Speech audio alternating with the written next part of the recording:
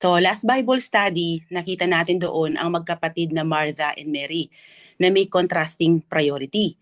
Si Martha ay busy sa maraming bagay while Mary chose to sit at Jesus' feet tulad ng isang disciple na masikasig na nakikinig sa kanyang teacher. At hindi ito nagustuhan ni Martha. Kaya lumapit siya kay Jesus Christ to complain.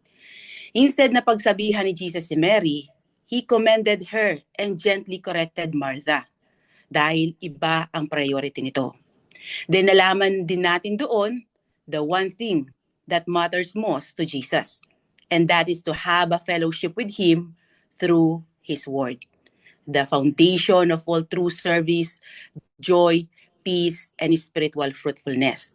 So relationship with Jesus muna before responsibility.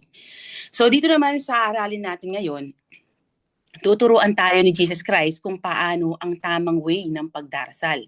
Tinatawag itong Lord's Prayer, but actually mas tamang sabihin na ito ay Disciples' Prayer dahil wala namang sin si Jesus Christ na dapat niyang ihingi ng tawad because He had not sinned. Kaya hindi para sa Kanya ang prayer na ito, kundi para sa ating mga disciples niya.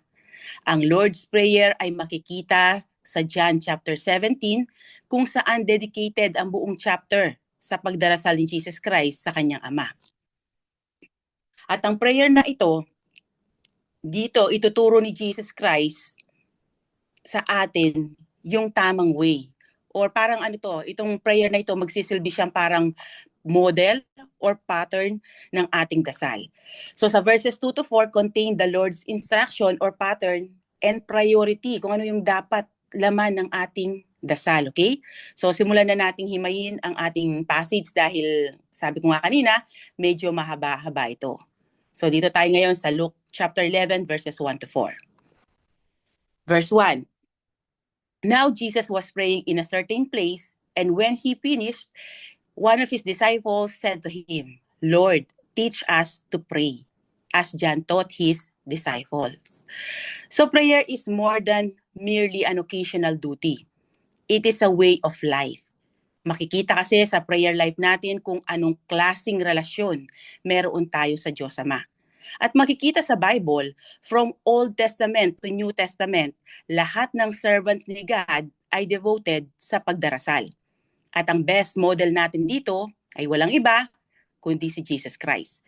Noong nandito siya sa lupa, lagi siyang nakikipag-usap sa kanyang amang nasa langit through prayer.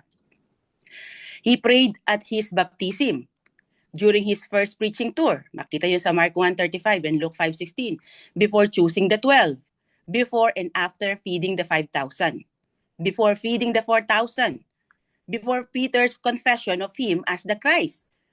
At nagpray din siya doon sa Mount of Transfiguration.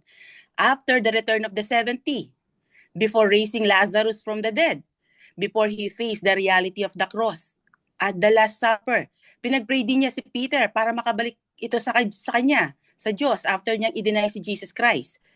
3 times din siyang nagdasal sa Garden ng Gethsemane bago siya hulihin ng mga Roman soldiers. Nagdasal din siya noong siya ay nakapako na sa cross. After resurrection, nagdasal siya noong bago kumain kasama ng 2 disciples na na-encounter niya sa daan papuntang Emmaus. Ganon din sa kanyang ascension, yung pag-akyat niya sa langit, okay, bago siya umakyat, nagdasal din siya. And supremely at pinakamahabang recorded prayer ni Jesus ay yung kanyang high priestly prayer na mababasa sa John chapter 17. Kaya naman dito, mababasa ulit natin, Jesus was praying in a certain place. As the Son of God, bilang doon sa kanyang pagiging Diyos, okay? Bilang anak ng Diyos Ama, Jesus didn't really need to pray. Pero dahil nga nasa human body siya, sa kanyang pagiging tao, siya ay may limitasyon. Dahil sinasabi sa Philippians 2, He emptied Himself, which means He set aside His divine attributes. Though He was sinless, but He was fully human. Kaya sa kanyang pagiging tao, ang way niya to communicate to His Father is through prayer. He prayed to His Father and depended on the Holy Spirit to resist temptation, tulad natin. Ang kaibahan lang ni Jesus Christ sa atin, never siyang nag-give in sa temptation, kaya sinless siya. Kaya kung mabuti para kay Jesus Christ ang magdasal, lalong mas mabuti ito para sa atin. So dito, ipinakita ulit ni Luke na si Jesus ay nagdarasal. Pero hindi niya sinabi kung saang lugar ito. But it was somewhere in Judea. Doon madalas magdasal si Jesus sa isang isolated place, like sa wilderness. Pero dito nagdarasal siya na nakikita ng kanyang mga disciples. At maaaring naririnig din siya ng mga ito. Kaya nung matapos na siyang magdasal, one of his disciples said to him, "Lord, teach us to pray." Hindi sinabi ng author kung sino ang disciple na nag-request sa kanya na turuan silang magdasal. Pero makikita natin dito yung humility ng disciple na matuto ng tamang way ng pagdarasal. At para ito sa lahat ng disciple niya, okay? The Bible tells us to keep watching and praying, Matthew 26:41. And that at all times we ought to pray, Luke 18:1. And to pray without ceasing, 1 Thessalonians 5:17. So ano ba ang ibig sabihin ng prayer at gusto ng Diyos na gawin natin ito? At hindi lang yung parang occasionally, kundi pray without ceasing nga lagi. So ano ba ang prayer? What is prayer?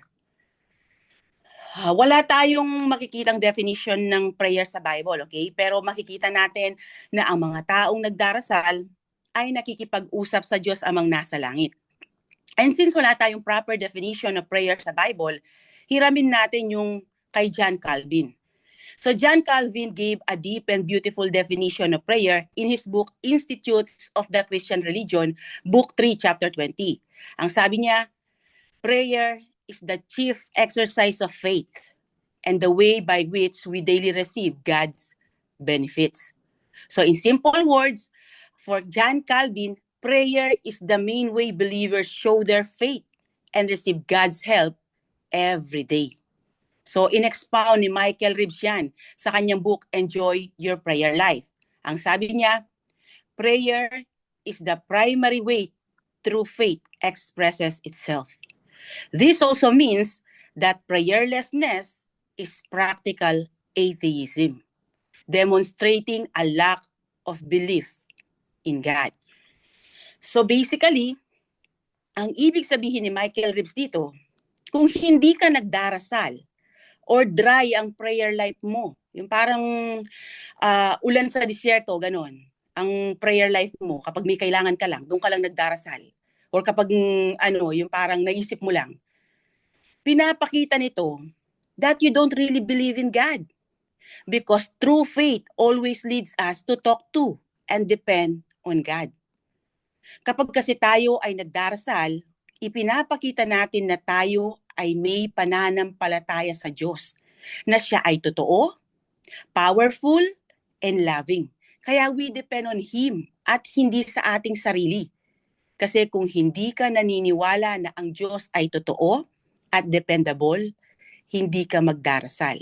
Hindi ka lalapit sa Kanya. Kung magiging honest tayo, tulad ng disciple na lumapit kay Jesus Christ dito, sometimes we don't want to pray. Bakit? Because we don't know how to pray. Or prayer doesn't always come naturally, even sa ating mga mananampalataya. Kung magpapakatotoo tayong mga believers, aaminin natin na wala isa man sa atin ang nakakapagdasal ng sapat or pray as much as we should pray. Pagdating sa ating prayer life, sa tingin ko lahat tayo lacking sa area na ito. Or maaaring mali pa minsan ang way natin. Dahil hindi siya nagiging God-centered, kundi minsan nagiging self-centered ang prayer natin. Lalo na ang mga unbelievers na wala pang relasyon sa Diyos. So, ito ang masakit na katotohanan, kids, okay? Unbelievers' prayers are not accepted in the same way as believers' prayer. Why? Because prayer is about faith, tulad ng sabi ni John Calvin. True prayer is communion with God that flows from a heart centered on Him. Centered on God. Ito ang dahilan kung bakit yung prayers ng mga unbelievers do not reach God's throne in the same intimate, accepted way as believers do. Sin has separated us from God and made us self-centered. Ang gusto ng tao is to live independently of God. Nakita natin yan sa Garden of Eden pa lang. And that's the opposite of faith. Kaya naman we are naturally awful at prayer. Instead of looking to God, we tend to focus on ourselves, our comfort, our needs, and our plans rather than on God's glory. Me. This is what I want. Etong gusto ko, Lord. Di ba? Bigay mo to, bigay mo ang ganyan. So, lahat nakafocus sa atin. Lalo na kung wala pa tayo sa Panginoon. So, ano ang solusyon dito? Para tayo ay totoong magkaroon ng connection kay God. Kailangan magkaroon muna tayo ng faith kay God. So, where does faith come from? It comes from hearing the word of God about Christ. As Apostle Paul wrote in Romans 10:17, so faith comes from hearing, that is hearing the good news about Christ. So faith and so prayer is birthed by the gospel. That's why the Bible and prayer always go hand in hand. So para makapagdasal tayo ng totoo, yung umaabot sa trono ni God, para magkaroon tayo ng totoong communion or connection kay God, spiritual rebirth is necessary, or yung tinatawag ng Bible na born again. Dahil yung mga may spirit lang ni Christ, ang totoong may connection kay God. Since God is spirit and we are in the flesh, and our spirit is dead because of sins and trespasses. Mababasa yan sa Ephesians 2 verse 1. We must be born again para magkaroon tayo ng totoong connection kay God. At kapag na-born again na ang tao, ang Holy Spirit ay magdudwell sa kanya bilang patunay na siya ay kabilang na sa family ni God. And the Holy Spirit will teach and help you pray according to God's will. So makikita natin dito, only those who are born again by the Spirit of God can truly connect with God and pray according to God's will. So yung connection natin kay God ay parang landline, okay? Ito yung illustration ng naisip ko. Yung connection natin, para siyang landline. Mag-work lang ang landline kung ito ay properly connected sa main network. Kung yung wire ay putol or hindi connected, no matter how hard you speak into the phone, the message won't reach the other side. So in the same way, our prayer or our connection with God only works when we are truly connected to Him through Jesus Christ. Tulad ng sabi ni Jesus sa John 14:6, I am the way and the truth and the life. No one comes to the Father except through me. Tulad ng sabi ko kanina, sin separates us from God.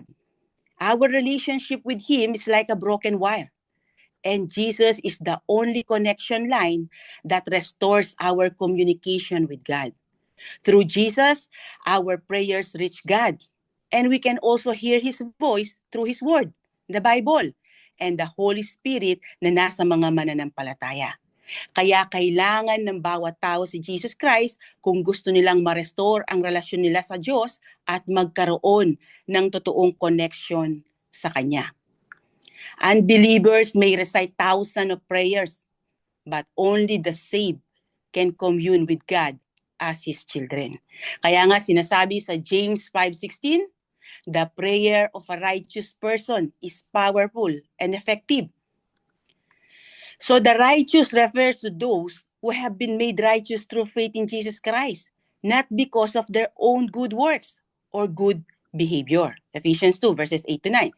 Sila yung mga taong sumampalataya sa ginawa ni Jesus Christ sa cross, kaya napatawad ang kanilang mga kasalanan at na-credit sa kanila ang righteousness ni Jesus Christ. Kaya sa harapan ng Diyos Ama, sila ay righteous na. Sila ay malinis na dahil napatawad na sila. Effective and powerful ang prayer nila because it comes from a heart made right with God. guided by the Holy Spirit. And the more we know God through His Word, the more naturally we'll talk to Him.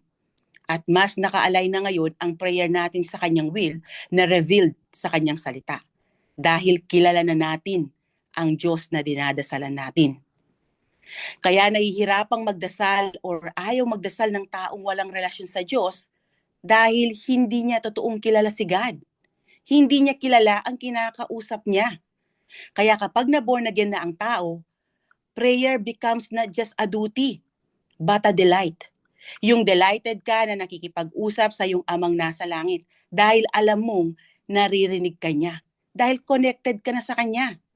Kaya yung request ng disciple dito na turuan sila ni Jesus ng proper way to pray also reflects the sad reality na sa time na ito, tradition and ceremony had replaced the knowledge of Scripture.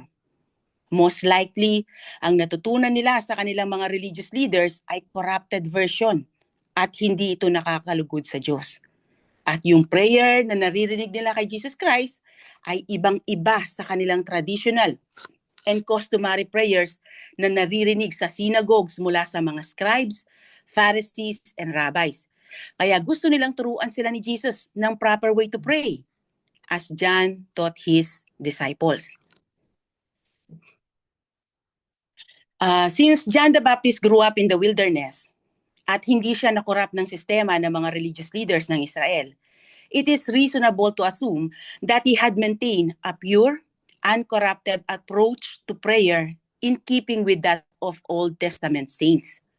Kaya yung way ng kanyang pagdarasal ay nakakalugod sa Diyos at iyon ang itinunro niya sa kanyang mga disciples na gusto ring matutunan ng mga disciples ni Jesus Christ. And if you notice, the disciples had not requested that Jesus teach them a prayer to recite, but how to pray. Kaya itong prayer na sasabihin ni Jesus dito ay hindi siya intended to recite when we pray, kundi pattern or outline lang siya kung ano ang dapat laman ng ating dasal. Actually, sa book ni Matthew, Jesus warned them against meaningless repetition in prayer. Pakibasa, Kuya Nathan. And when you pray, do not heap up empty phrases, as the Gentiles do, for they think that they will be heard for their many words. Do not be like them, for your Father knows what you need before you ask Him. So, this prayer is not given to us to pray verbatim or word for word. Tulad ng sabi ko kanina, ito ay model of prayer or a pattern of prayer. Wala din tayong makikita sa Bible na ni-recite ng mga apostles or disciples ang pattern of prayer na ibinigay ni Jesus dito. Kaya ulitin ko, hindi ito intended to recite, okay? Kundi pattern lang itong ibinigay ni Jesus dito. So sa verses 2 to 4, ibibigay ni Jesus ang pattern of prayer pero hindi ito yung complete version. So kung gusto nyong makita yung complete version nito, basahin nyo yung sa Matthew chapter 6 verses 9 to 13. So verses 2 to 4, and he said to them, when you pray, say, Father, hallowed be your name, your kingdom come. Give us each day our daily bread, and forgive us our sins, for we ourselves forgive everyone who is indebted to us, and lead us not into temptation. Now, let's break these verses down. Makikita natin dito, sa sinabi ni Jesus, ang proper attitudes for prayer. Una, hindi ito selfish dahil ang focus sa first half ay sa glory ni God. At yung second half naman ay sa man's need. Hindi lang para sa sarili niya, kundi para din sa ibang tao. But the entire prayer is God-centered since He glorifies Himself by providing for the needs of His people. At kung mapapansin nyo, hindi rin nag-focus si Jesus sa outward appearance or posture sa pagdarasal. Hindi niya sinabing, dapat ay nakaluhod, nakatayo, nakaupo, nakayuko, nakataas ang kamay, nakapikit, etc. Ibig sabihin, hindi mahalaga kay Jesus Christ ang posture sa ating pagdarasal as long as our heart is right. Hindi rin niya sinabing dapat sa particular location lang tayo magdasal, though Jesus did suggest a private place in Matthew 6, pero ang kinokontrast kasi ng Matthew 6 ay yung mapagkunyaring pagdarasal ng mga religious leaders sa public places para makuha ang papuri ng mga tao. Basahin natin sa Matthew 6 verses 5 to 6. Pakibasa, Ate Hana. And when you pray, you must not be like the hypocrites, for they love to stand and pray in synagogues and at the street corners, that they may be seen by others. Truly, I say to you, they have received their reward. But when you pray, go into your room and shut the door and pray to the Father who is in secret, and your Father who sees in secret will reward you. So tinuturuan sila ni Jesus dito ng tamang attitude sa pagdarasal. Dapat huwag nilang gayahin yung mga mapagkunyaring religious leaders ng Israel na nagdarasal sa public places para makuha ang papuri ng mga tao. Instead, they should pray sincerely before God. Sa ating pagdarasal, lagi nating isipin, audience of one, at yun ay si God. Ang prayer na ito ay hindi rin formula para sagutin ng Diyos ang panalangin natin, okay? Hindi ito yung claim it at mangyayari. Sasagutin ng Diyos ang ating dasal kung ito ay naka-align sa kanyang will at magbibigay ng glory sa kanyang pangalan at hindi dahil kinlaim natin ito. Ngayon, ang sabi ni Jesus, when you pray, say, Father. So this reminds us na kapag nagdarasal tayo, we're talking to a person, to our Father in heaven. This emphasizes that prayer involves intimacy with God. Yung prayer time natin is meant to be a personal time of communion with our Father in heaven. Time of connecting, time of talking to our Father.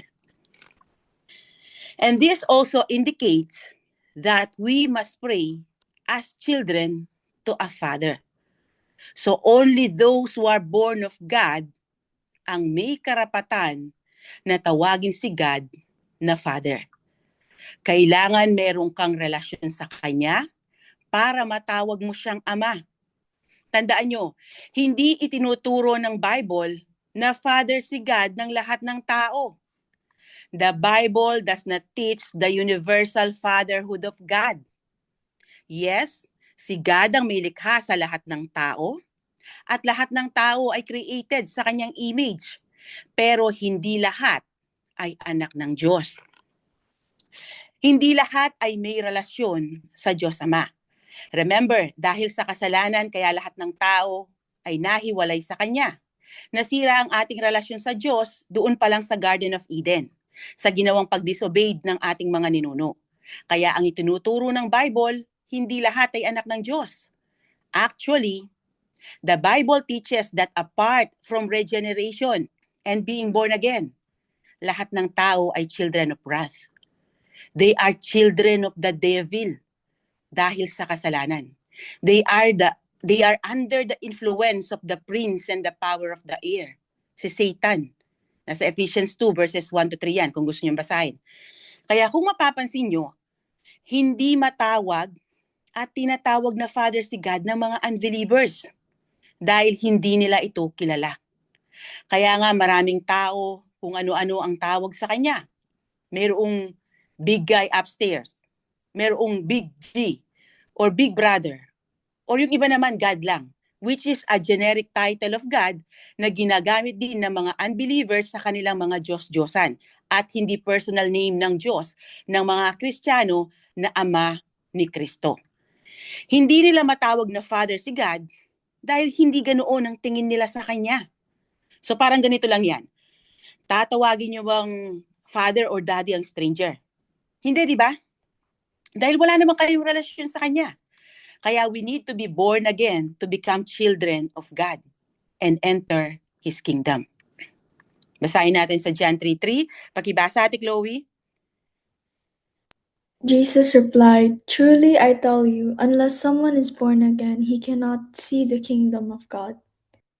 At mangyayari lang iyan if you receive Jesus as your Lord and Savior of your life. If you surrender your life to Him.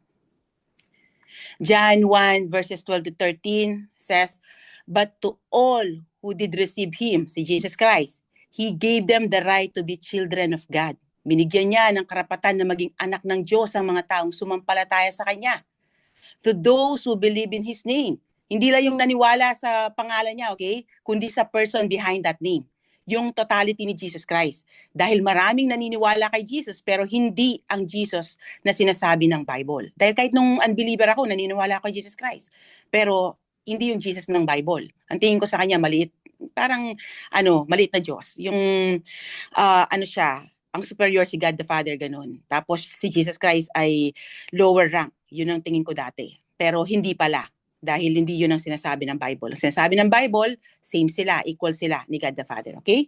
So verse 13, we were born not of natural descent, or of the will of the flesh, or of the will of man, but of God.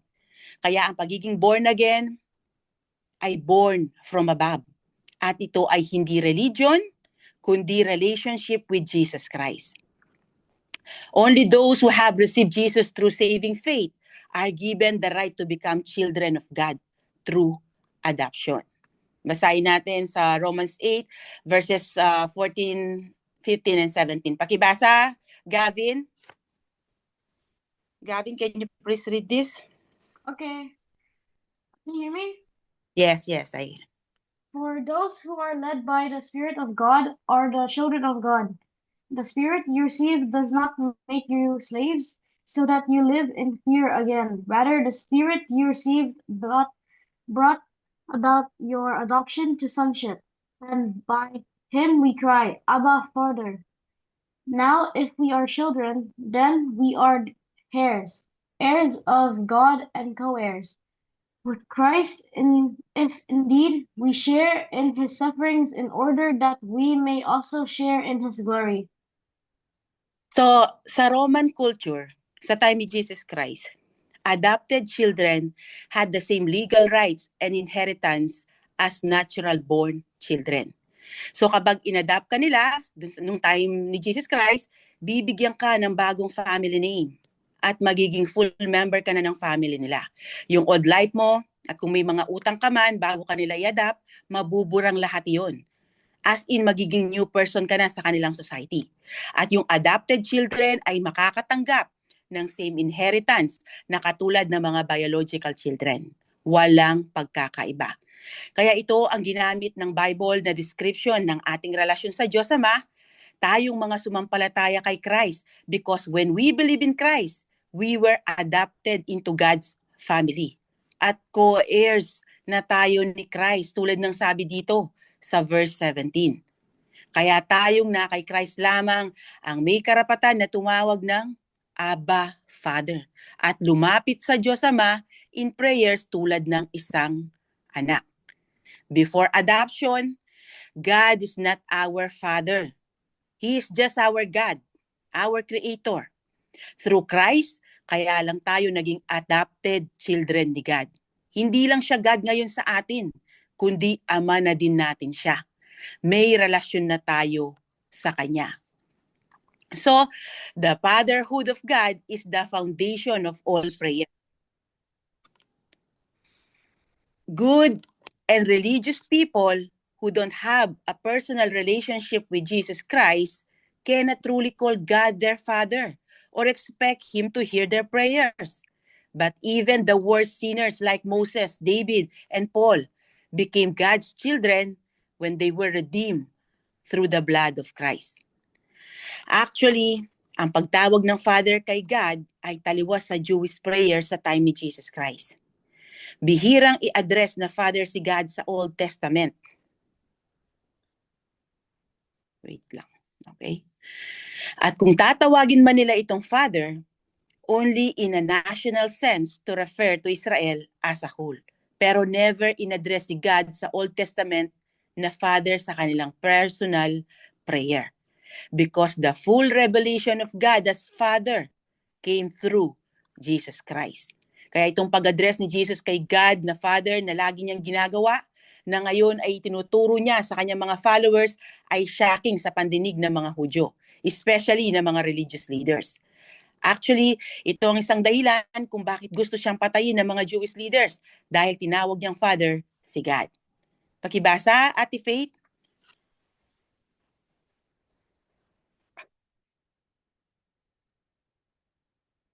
Nandiyan ba si Ate Faith? Sige, si Aliyah na lang. Ate Aliyah. In his defense, Jesus said to them, "My Father is always at his work to this very day, and I too am working." For this reason, they tried all the more to kill him. Not only was he breaking the Sabbath, but he was even calling God his own Father, making himself equal with God.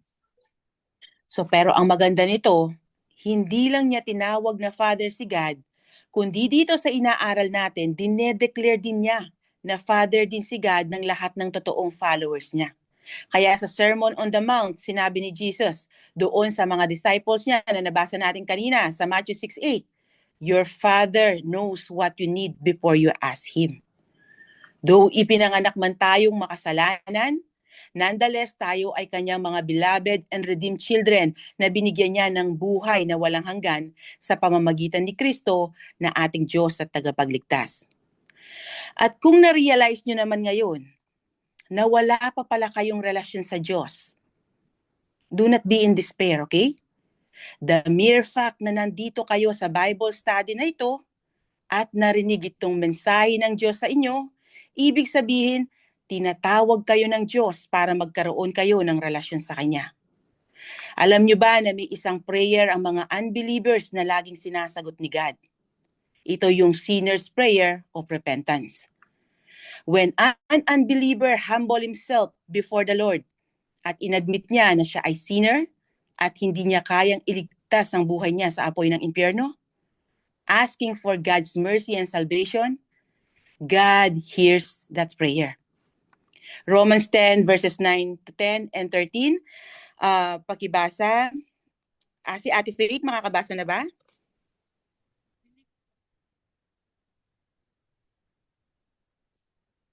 Ate Faith, nandiyan ba? Ayan, si Ate Faith yan. Bakit parang walang boses yung kay Ate Faith, no?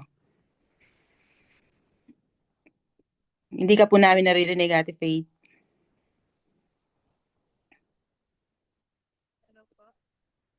Mahina siya, no? Naririnig nyo? Hindi.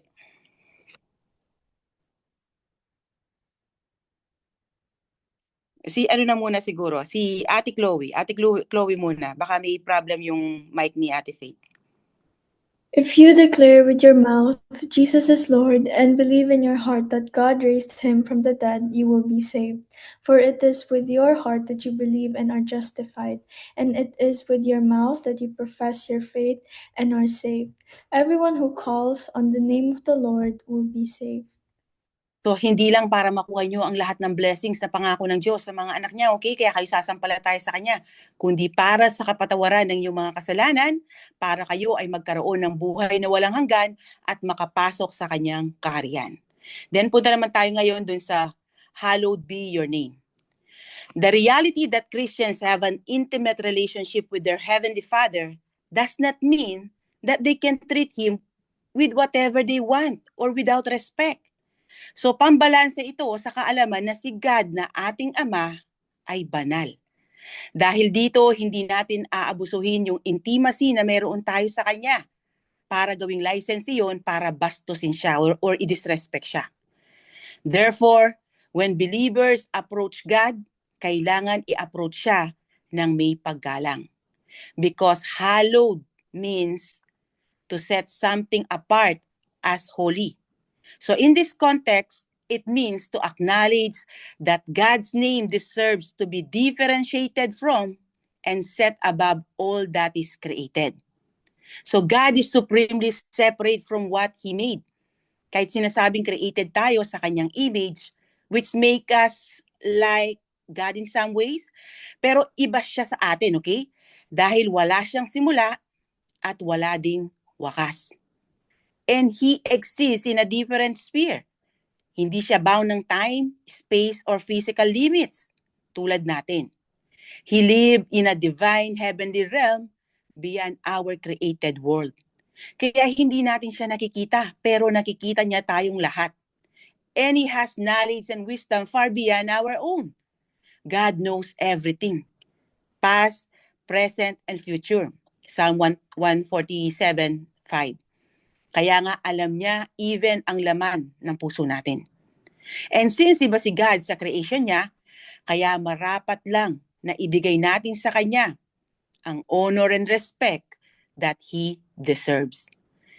Ginamit din ang word na hallow or holy sa Exodus 20 patungkol sa Sabbath day ng mga Hudyo na ipinag-uutos ng Panginoon to treat it differently than the other 6 days. Basahin natin dito yung Exodus 20 verses 8 to 11. Pakibasa, Ati Hannah. Remember the Sabbath day to keep it holy, hallow or set apart. You are to labor 6 days and do all your work, but the seventh day is a Sabbath to the Lord your God. You must not do any work, you, your son or daughter, your male or female servant, your livestock, or the resident alien who is within your city gates. For the Lord made the heavens and earth, the sea, and everything in them in 6 days. Then he rested on the seventh day. Therefore, the Lord blessed the Sabbath day and declared it holy. So ganoon din ang pangalan ng Diyos. Jesus wants us to hallow or honor as holy the name of God because God's name represents all that He is. His nature, His attributes, and His character. Yung pangalan ni God ay hindi lang basta title or label dahil ang tinutukoy nito is the person behind the name. Throughout the scripture, God's name is equated with His person, kung sino siya. Nung sinabi ni Jesus sa kanyang priestly prayer, I have manifested your name to the men whom you gave me out of the world. They were yours, and you gave them to me, and they have kept your word. Hindi ibig sabihin nito na ipinahayag ni Jesus sa mga followers niya ang name ni God. Yung parang sabi, ang pangalan ni God ay ganito. Hindi ganun, okay? Kundi itinuro niya at ipinakita niya sa mga followers niya ang true nature, character, and attributes ni God. Kung sino talaga ang Diyos Ama sa pamamagitan niya. Dahil si Jesus ang final and complete revelation ni God the Father. Kaya the name of God is not just a word or sound of letters, but it represents the very person of God Himself. So to know God's name is to know Him personally. Kung mapapansin nyo, maraming names or titles si God sa Old Testament bago tumating si Jesus Christ na siyang final and complete revelation ni God. Each name in Scripture shows something about who God is, His nature, what He is like, His attribute, and how He acts, His character. So, magbibigay lang ako ng 3 example ng mga names ni God, okay? That reveal His nature, attributes, and character dahil napakarami nito. Una, Yahweh, the self-existent one. Nasa Exodus 3 verse 14 yan. Ang ibig sabihin, I am that I am. So God has no beginning or end. He exists by His own power. Pangalawa, El Shaddai, God Almighty. Genesis 17:1. Ang meaning nito, God is all-powerful and more than enough. At pangatlo, Jehovah Jireh, the Lord will provide. Genesis 22, verse 14, meaning God sees ahead and provides for every need in His perfect timing. So malinaw, God's names are not just labels or titles. They are revelations of His heart and being. Through His names, we come to know Him personally, not just about Him. His many names reveal His nature, character, and attributes. So when Jesus taught us to pray, hallowed be your name, He meant that God deserves reverence. We should treat Him with the greatest respect and awe. Pangalawa, our lives should reflect His holiness. When we obey Him and live righteously, we show others how great and pure God is. Dahil nakikita yun sa pamumuhay natin na taliwas sa pamumuhay ng mga nasa mundo. We want people to know how good and holy our God is. At pangatlo, we put God first. Before asking for anything else, Jesus teaches us to start the prayer by focusing on honoring God, not ourselves. So magbibigay ako ng example, okay? Ng hindi pag-honor at saka yung pag-honor sa name ni God. So in Numbers 20:12, God punished Moses and Aaron because they disobeyed God and did not honor him as holy before the Israelites. So Moses took some of the glory belongs to God. Kaya pinagbawalan sila ng Diyos na makapasok sa promised land. Basahin natin. Sabi niya, you and Aaron, your brother, take the staff and assemble the community. In their presence, tell the rock to provide water. You will provide water from the rock for them and allow the community and their animals to drink. Verse 9, Moses took the staff from the Lord's presence as the Lord had commanded him. And verse 10, Moses and Aaron gathered the assembly before the rock. He said to them, listen, you rebels, should we produce water from the rock for you? So makikita natin dito, kinuha ni Moses ang glory na para sa Diyos, as if sa kanya galing ang power para mag-provide ng tubig sa mga Israelites from the rock. And verse 11, then Moses raised his hand and struck the rock with his staff twice. Hindi rin siya sumunod sa instruction ni God na sabihan lang ang bato na maglabas ng tubig. Instead, pinalo niya ito ng 2 beses. Out flooded water so that the community and their animals could drink. Verse 12, the Lord said to Moses and Aaron, because you did not trust me to show my holiness before the Israelites, yung glory, majesty, and power ni God na ma-display ay kinuha ni Moses, you will not bring this assembly into the land that I am giving them. So Moses and Aaron failed to hallow God's name before the people. Kaya naman, hindi sila nakapasok sa promised land. Kabaligtaran naman sa ginawa ni Moses, ang ginawa ni Jesus. Si Jesus ang best example when it comes in honoring the name of God. Noong malapit nang mangyari ang cross and separation from the Father, Jesus said in John 12 verses 27 to 28, pagibasa, si Ate Sofia, nandito ba? Wote. Sige, pagibasa, Sofia. Now my soul is troubled. What should I say? Father, save me from this hour. But that is why I came to this hour. Father, glorify your name. Then a voice came from heaven. I have glorified it, and I will glorify it again. So Jesus was willing to endure the cross so that God's holy wrath against sin, His justice, His grace, and His mercy might be put on display. And to treat God's name holy, hindi lang sa salita, okay? Hindi lang sasabihin mo, oh, napakabanal mo Diyos, pero yung pamumuhay mo taliwas doon. Hindi ganun, okay? Hindi lang sa salita, kundi kung paano tayo mamuhay. Kaya ang sabi nga ni Apostle Paul, so whether you eat or drink, or whatever you do everything for the glory of God.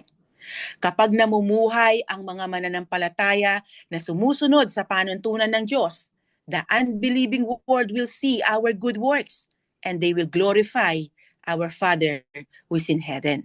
Kaya sa pagsasabi ni Jesus, hallowed be your name. This means, may your name be honored, respected, and treated as holy, so that people will see how holy, loving, amazing, and powerful you truly are. Then ngayon, dumiretso tayo dun sa your kingdom come. Kingdom in original language can also mean rule or reign. It is used most frequently in the New Testament to refer to the kingdom of God, called the kingdom of heaven in Matthew's gospel, as it does here. Throughout human history, there have been multitude of states, empires, and nations. But spiritually, there are only 2 kingdoms. The kingdom of God and the kingdom of Satan. Yan ang totoo, okay? Yan ang katotohanan, spiritual reality, okay? Basahin natin sa Colossians 1 verses 13 to 14. Pakibasa, Kuya Nate. God rescued us from the dark power of Satan and brought us into the kingdom of his dear Son, who forgives our sins and sets us free. So sa ngayon, ito ang reality. Lahat ng kingdoms dito sa mundo are part of Satan's kingdom of darkness. In the future, lahat ng kingdoms dito sa lupa ay mapapasailalim sa kapangyarihan ni Jesus Christ. Nasa Revelation 11:15 yan. And since we have been rescued from the kingdom of darkness, tayong mga mananampalataya, mga sumampalataya kay Jesus Christ, okay? Yung mga true followers ni Christ. So ngayon, na-transfer na tayo from sa kingdom ni Satan, na-transfer tayo sa kingdom ng kanyang beloved son na si Jesus. Ang highest goal dapat ng mga believers ngayon is the advancement of God's kingdom. Dapat ang highest goal natin is for the kingdom of God to take place. Kaya ito dapat ang dinidesire natin na mangyari at dapat kasama din ito sa prayer natin. Yan ang highest desire ni Apostle Paul nung sabihin niya sa 1 Corinthians 16:22, Maranatha, which means, come, Lord. When we pray, your kingdom come, we are asking for God's rule and reign to be seen and felt more fully, both now and in the future. So here's how God's kingdom comes, okay? Una, in our hearts through salvation. When people repent, believe in Jesus, and obey His name, God becomes their Father, their King, okay? The redemptive kingdom of God grows whenever a sinner repent. So His kingdom begins inside us dahil sa atin nagre-reside ang Triune God. Pakibasa. Sino bang marunong magbasa ng Tagalog dito? Sige, ako na nga lang. So Lucas 17:20-21. Minsan si Jesus ay tinanong ng mga Fariseo kung kailan darating ang kaharian ng Diyos. Sumagot siya, walang makikitang palatandaan ng pagdating ng kaharian ng Diyos at wala ring magsasabing narito na o naroon, sapagkat ang kaharian ng Diyos ay nasa inyo. Sa ngayon, ang kingdom ni God ay hindi pa visible earthly structure, nor can it be identified with any nation, denomination, organization. Dahil sa ngayon, nagahari si Christ sa puso ng mga followers niya. It is the realm of souls ruled by Christ. Kaya nag-e-expand ang kingdom ni Christ kapag may taong nagbalik loob sa Diyos. Kapag may taong nagrepent and accepted Jesus in his life. Pangalawa, God's kingdom comes through the church. Nagiging ilaw at asin ng mga Kristiyano kapag nagmamahala ng mga taong nasa loob ng iglesia. Mas maliwanag ang ilaw ng mga mananampalatayang sama-samang lumalakad sa ways ni God. As believers live out God's love, justice, and truth, His rule spreads in the world. And lastly, sa future. One day, Jesus the King will return and establish His promised earthly millennial kingdom. Revelation 26. Pakibasa, Ate Rain. Blessed and holy is the one who shares in the first resurrection. The second death has no power over them, but they will be the priests of God and of Christ, and they will reign with Him for 1,000 years. So in short, God's kingdom comes when His will is done on earth as it is in heaven. First, in us, when we believe in Christ. Then, through us, kapag tayo ay faithful na nag-share ng gospel and namumuhay sa ways ni God. And finally, when Jesus comes again sa kanyang second coming. So ngayon, dadako naman tayo sa final 3 petitions, okay, na mabasa natin sa verses 3 to 4. Itong verses 3 to 4 na to, it's also glorify God dahil dito makikita ang kanyang compassion, grace, and love. Ang prayer na ito ay hindi formula or way to manipulate God and treat Him like a genie, like those word faith movement. Hindi natin ibinibigay yung glory kay God sa first part ng prayer para sagutin niya ang ating mga self-centered requests. Hindi bargaining or transactional ang prayer. Itong 3 petition na ito ay nagpapakita ng humble dependence ng mga anak niya sa kanilang ama. Kung mapapansin nyo, walang personal na pronouns na ginamit dito, kundi us, our, we, ourselves. So reminder ito sa atin that when we pray, we need to remember na part tayo ng family ni God. Kaya kailangan din nating ipagdasal ang iba. Sa verse 3, ipinapakita nito na hindi masamang humingi tayo sa Diyos Ama ng mga material needs natin. Needs, okay? Ulitin ko, needs, pangangailangan, not greed or luho. Dahil ang bread dito encompasses all the basic temporal requirements of life. Kasama na dyan ang food, housing, clothing, and healthcare. So ang focus ay yung pangunahing pangangailangan natin sa pang-araw-araw, hindi ang luho or greed. Mahalaga ito dahil kung hindi isusustain ni God ang ating pangangailangan sa pang-araw-araw, hindi natin magagawa ang kanyang kalooban to advance His kingdom, to do His will, and honor and glorify His name. Pero itong pagpo-provide ni God na ito sa kanyang mga anak ay hindi nangangahulugan na wala nang mananampalataya na mamamatay sa gutom. Some believers may die from starvation, Hebrews 11 verse 37. Pero hindi mangyayari iyon kung hindi pa tapos ang mission nila dito sa mundo. Ang mananampalatayang namatay dahil sa gutom or sakit, hindi dahil sa pinabayaan sila ni God, kundi tapos na ang mission nila dito sa mundo. But until their time to die comes, those who remain faithful to the Lord will experience His care for them. He will provide each day what they require to sustain their lives. And if you notice, daily ang paglapit natin ito sa Diyos.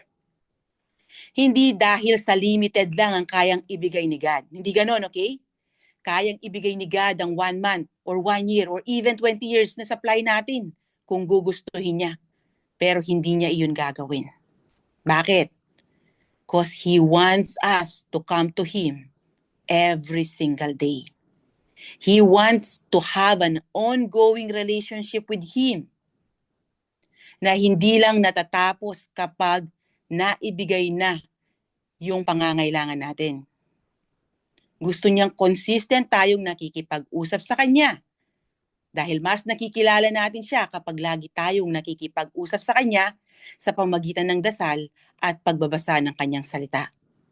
At dito din nauhubog ang ating pananampalataya o yung faith para tayo ay lalong magtiwala sa Kanya. Kapag kasi sinagot ng Panginoon ang ating dasal, kahit ano pa yan, kahit gaano pa kasimple or kaliit yan, nakikita natin doon ang pagkilos ng Diyos sa ating buhay. Kaya lalong lumalalim ang ating pananampalataya sa Kanya. And verse 4, and forgive us our sins. Kung kanina ang request is para sa sustenance ng physical life, ito naman ay para sa ating spiritual life. And this is far more important than the previous one. Baka naman ang tanong nyo, why do we have to pray this? Akala ko ba when I surrendered my life to Jesus, I was forgiven of my sins, past, present, and future. Ibig bang sabihin nito, I have to get saved again? Of course not. Hindi yun ang ibig sabihin nito, okay? Hindi ito yung forgiveness para sa ating salvation. Once lang iyon mangyayari through faith in Jesus Christ, at ang tinutukoy ni Jesus dito ay ongoing na paghingi ng tawad para sa ating fellowship kay God.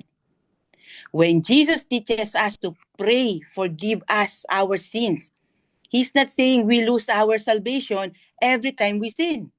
Instead, He's teaching us to keep our fellowship with God clean and close. Tulad ng relasyon ng magulang at anak. Even if you are always your parent's child, yung relasyon nyo sa kanila can feel distant sometimes kapag may ginawa kayong mali. And asking forgiveness restores the closeness and peace. So ganun din ang relasyon natin sa Ama, sa Diyos Ama. Sometimes parang malayo tayo sa Kanya dahil sa kasalanan na nagawa natin. Kaya we need to regularly confess our sins, not to get received, but to stay humble, aware of our need for grace, and to have a right fellowship with God. Tulad ng sinasabi sa 1 John 1:9. Pakibasa, Ate Chloe. If we confess our sins, He is faithful and just and will forgive us our sins and purify us from all unrighteousness.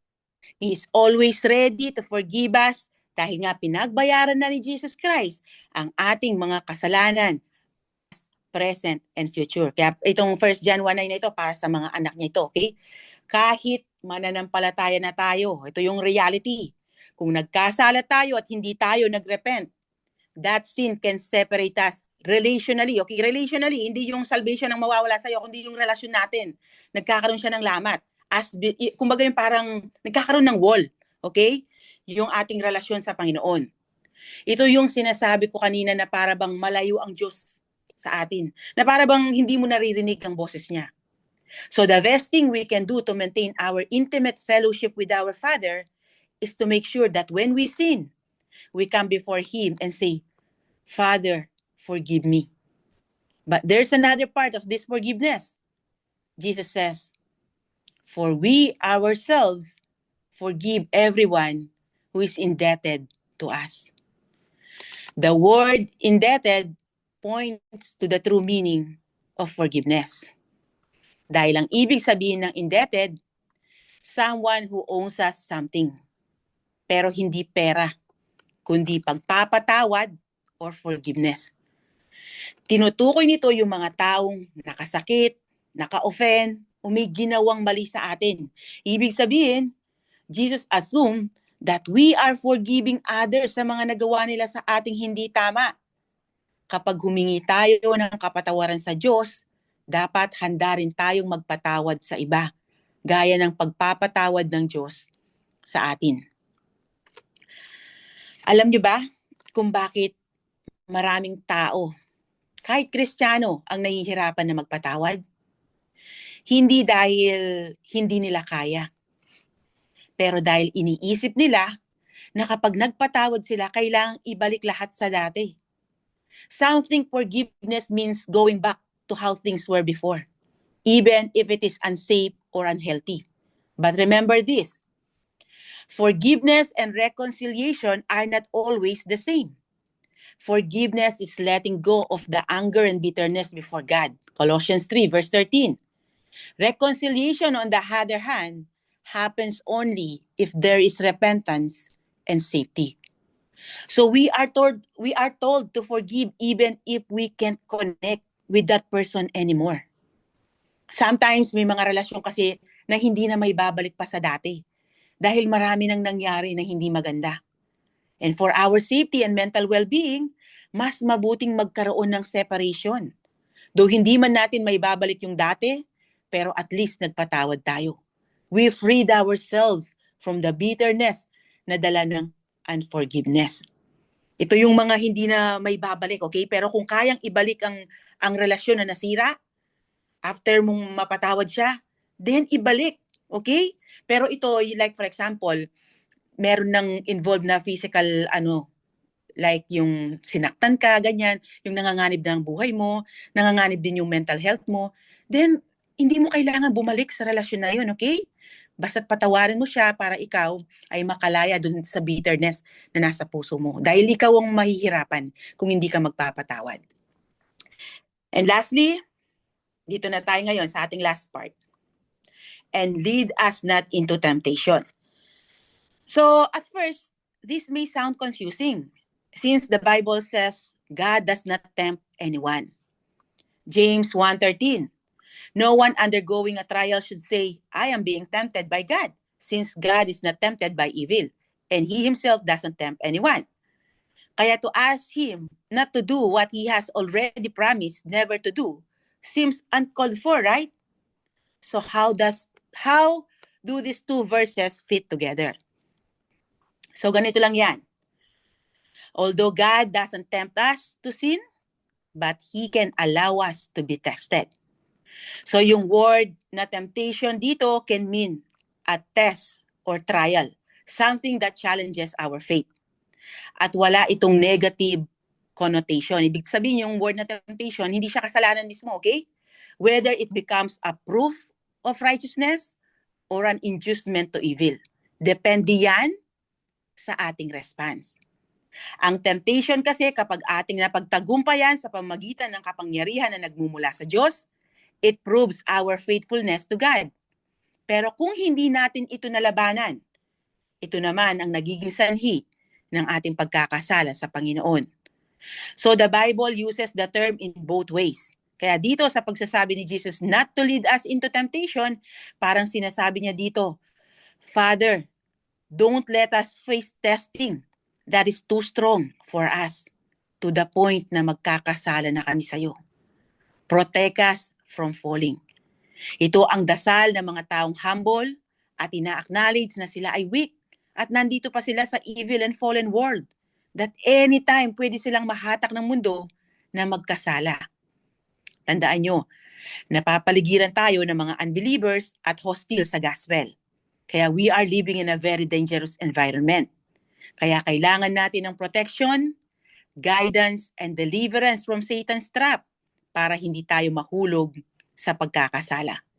Katulad ng nangyari kay Job. Job was a faithful man who loved God. Satan wanted to make him turn away from God. So kinausap ni Satan si God na itest si Job. God allowed Job to be tested. Job lost his family, his wealth, and his health. But God never made Job sin. He protected Job's heart and gave him strength to remain faithful. In the end, God blessed Job even more than before. So sometimes, life is hard and challenges come. These are tests, not temptations from God to do wrong, but to strengthen our faith. Tulad ng sinabi sa James 1 verses 2 to 4. Pakibasa. Gavin? Hello. Consider it a great joy, my brothers and sisters, whenever you experience various trials, because you know that the testing of your faith produces endurance. And let endurance have its full effect, so that you may be mature and complete, lacking nothing. So when we pray, lead us not into temptation, we are asking God to, una, protect us from situation that could make us sin, and give us strength to stay faithful, just like He did for Job. Believers fall into sin not because they are overpowered by Satan and the demons, or dahil sila ay trapped with no way out. As James explained, a man is tempted to do wrong when he lets himself be led by what his bad thoughts tell him to do. When he does what his bad thoughts tell him to do, he sins. When sin completes its work, it brings death. Kaya malinaw na hindi si God ang naglilid sa atin para tayo magkasala, kundi tayo. Dahil mismo sa atin, okay? Kaya tayo nagkakasala dahil nagpapatangay tayo sa ating makamundong pagnanasa. Remember this, God allows us to face tests or trials to strengthen our faith, but He never tempts us to do evil. So this prayer is asking Him to guide and protect us through life's challenges. Ito ngayon ang ating takeaway. So the entire prayer centers on God. Father reminds us that God desires a personal relationship with us. Hallowed be your name reveals that God is sacred. Your kingdom come declares that God is sovereign. Give us each day our daily bread shows that God is our provider. Forgive us our sins points to God as our Savior. Lead us not into temptation assures us that God is our shelter and protector. So prayer is not primarily about us or what we want. It is about communing with God and deepening our intimacy with Him. Through prayer, He displays His glory, meets our needs, and shapes our hearts to trust and know Him more deeply. So dito nagtatapos ang lesson natin for today. I hope after this, mas maging fruitful ang prayer life natin. So God bless everyone. To God be all the glory.